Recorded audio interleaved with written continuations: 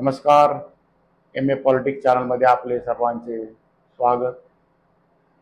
गेले काही दिवस आपण पाहतो आहे की भारतीय जनता पार्टीमध्ये राज्यभरातील अनेक बड्या नेत्यांचा पक्षप्रवेश सुरू आहे.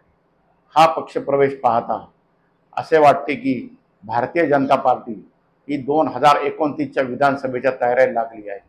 याचं कारण माननीय गृहमंत्री अमित शहा यांनी 2029ची निवडणूक ही भारतीय जनता पार्टी स्वबळावर लढेल अशा प्रकारची घोषणा यापूर्वीच केली आहे. त्या दृष्टीनेच भारतीय जनता पार्टीची पावले पडत आहेत. कारण विविध जिल्ह्यातील माजी आमदार हे भारतीय जनता पार्टीमध्ये प्रवेश करत आहेत.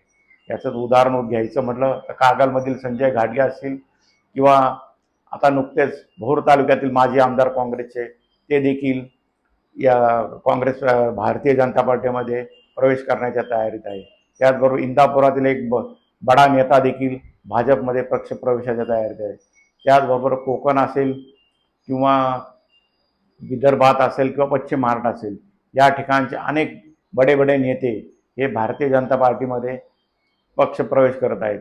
यामुळे भारतीय जनता पार्टीची ताकद साहजिकच वाढत आहे.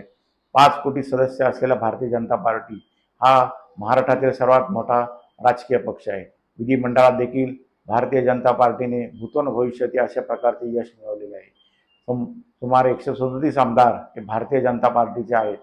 अशा स्थितीत 2029ची विधानसभा निवडणूक ही स्वबळावर लढून सत्ता काबीज करण्याचे भारतीय जनता पार्टीचे स्वप्न आहे.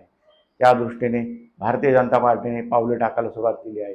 या नेत्यांच्या माध्यमातून आगामी जिल्हा परिषद आणि महापालिका निवडणुकीत सत्ता काबीज करून आगामी विधानसभा आणि लोकसभा निवडणूक जिंकणे हे भारतीय जनता पार्टीचे लक्ष्य आहे. इतर नुकतेच आपण आज बघत आहोत की लोकसभा निवडणुकीला आता 1 वर्ष पूर्ण होईल. त्यामुळे भारतीय जनता पार्टीने पुढील 4 वर्षाची तयारी ही आत्ताच सुरू केलेली आहे. त्या दृष्टीनेच हे नेत्यांचे पक्षप्रवेश सुरू आहेत असे म्हटले तर वावगे ठरणार नाही.